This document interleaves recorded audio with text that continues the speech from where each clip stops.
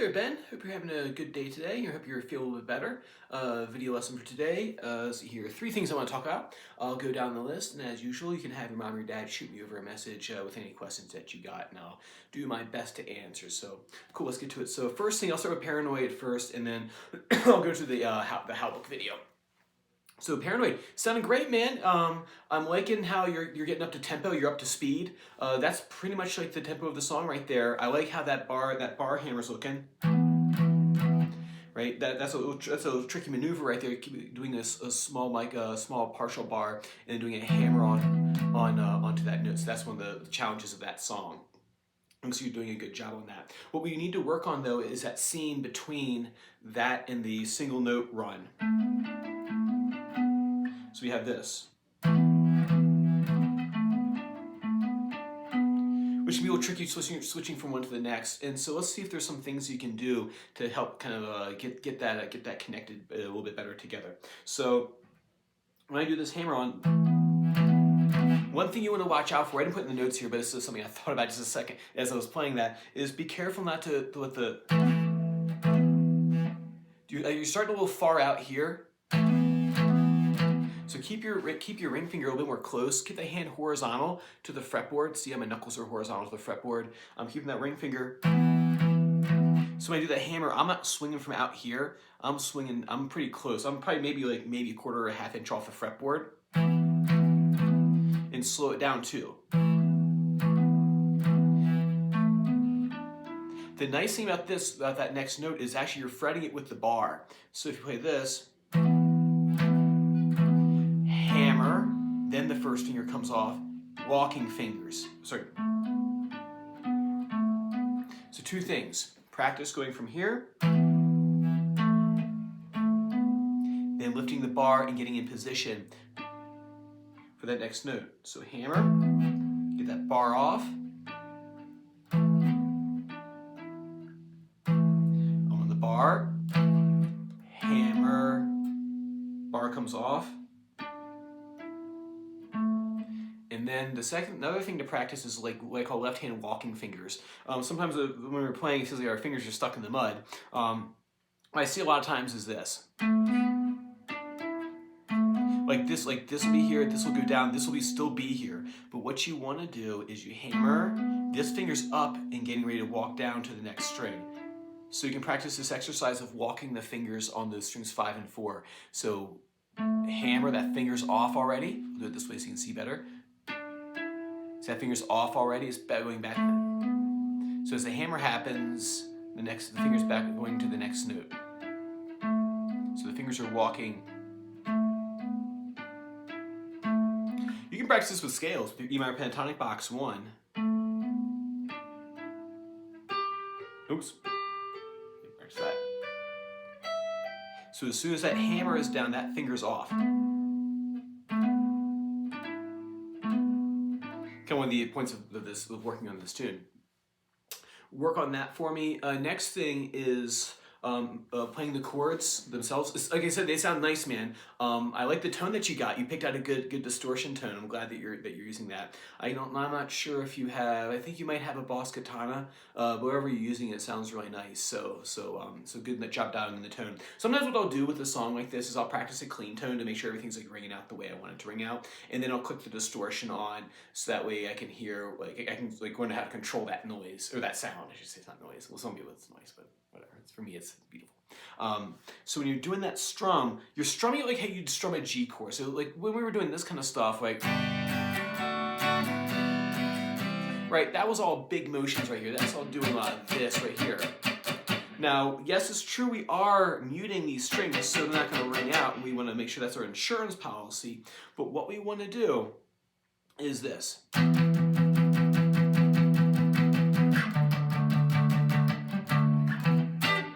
Notice that when I'm strumming here, I'm just hitting those bottom strings, and I just, like I said, I have this mute here just as my insurance policy, just in case something rings out.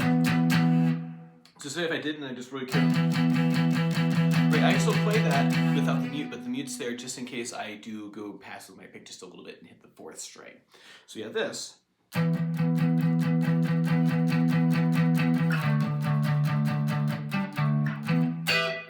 So everything is very localized to that 5th and 6th string. So this is the notion right here, not. You're actually doing really well for how far you're swinging. It's like you're able to pull it off, but I think it'll be much more. And it's not heavy-handed. It's very.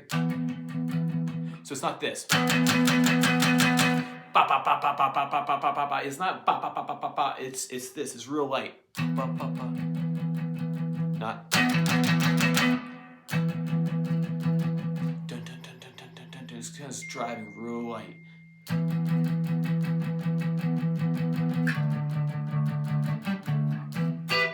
The only thing that's even slightly heavy is that accented 3-string bar, which is sounding good, by the way.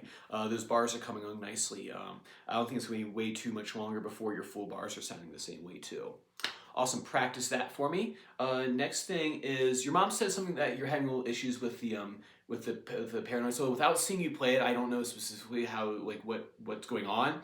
But here, I'll give you something to practice to kind of maybe help with the solo. First thing is what we talked about already, which is the walking fingers, making sure when we play our notes on our scale, that the finger, as soon as that hammers down, that finger's to the next string right there. It's in the left-hand coordination. What you can do is practice. I think I already gave this to you. I'm going to give it to you again. It's the E minor pentatonic long form. It's a way to kind of connect the scale horizontally across the fretboard, because we get trapped in vertical positions a lot of times. So this is a nice way to kind of get across the fretboard and into several boxes. So if I go 0, 3, 5, 7, 5, 7, it's all tapped out here too for you, so I'll just play it. So 0, 3, 5, 7, 5, 7, 5, 7, 9, 7, 9. See, my fingers are walking. I only have one finger down at a time, and they're walking to the next string. So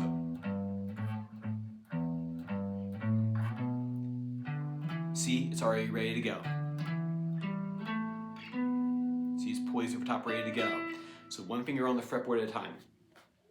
What I practice with this is like doing different soloing techniques, like slides and hammer-ons. So if I were to play this with slides, for example, I go 0, 3, 5, 7, slide.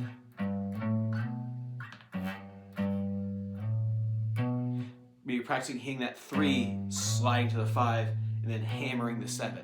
So 0, 3, 0, 3, slide to 5, hammer to 7, then 5, hammer to 7, and then 5, hammer to 7, slide, hammer or slide. Right? So instead of just plucking each note, I either chose to do a hammer-on or a slide. And any combination is fine. Maybe start with like 1 or 2 strings and then try doing the whole scale. So don't try to run the whole thing all at once. I would do.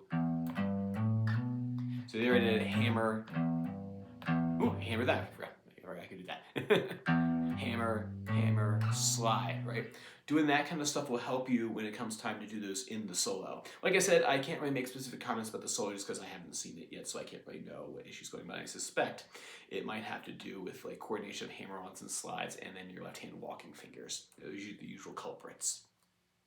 Playing fast, there are some fast passages in this one. We'll go through and look at how to play those quicker and isolating those. Probably next lesson, we'll start that technique. And then number 3, HAL Book 44. Like I said, thank you for saying it over. It sounds nice, man. You're getting all the notes on your fingers. I like the fact that you can play that without looking at your left hand. It tells me that you've been practicing it a lot, so that's good right there. What I would get is a music stand if you don't have one already, or if you have one, start using it, because my neck hurt watching you play that.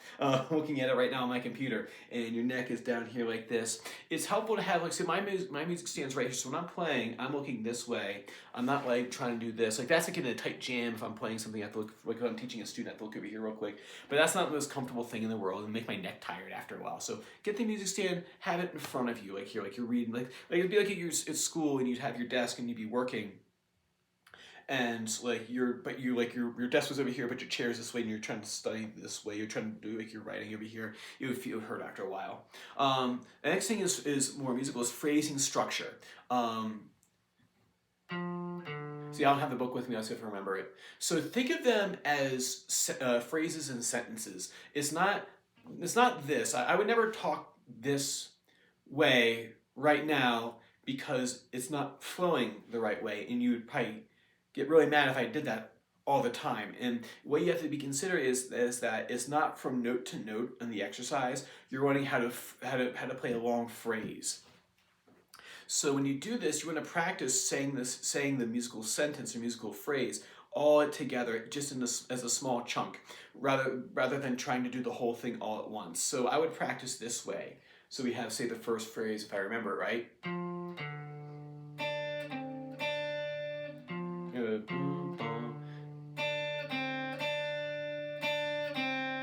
Right, so the first one, be-dum, be-da, dee-dee-dum.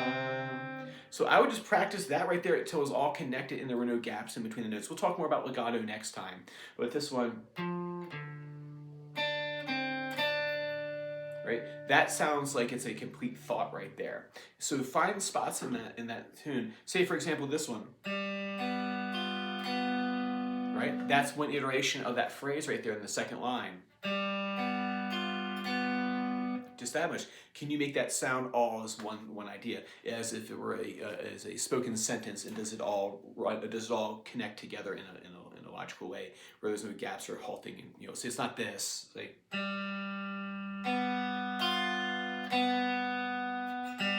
That sounds like note to note for me, like playing from note to note to my ear. I would want to hear ba da dee dum. Get that down. Ba da dee dum. Practice that part 5 times. Ba da dee. Then connect, and then you stick them all together, and then play the whole melody. So don't try to just run from the top to the bottom, because as they get longer and more complex, it'll take longer and longer to get through them if you and they'll never ever really phrase the right way. It always sound like you're reading like the script, the book for the first time. So you're reading a script, and it'd be like going to a movie, and none of them had read the script before, and they were kind of just trying to read through, and there's weird pauses in the wrong spots. So I would approach it that way, as if you're gonna read a paragraph in front of your classmates or something. Also, man, work on that for me. If you have questions at the end of this, which is fast approaching, have your mom or dad shoot me over a message. If not, have a great spring break, and I'll see you in April. Take care, man.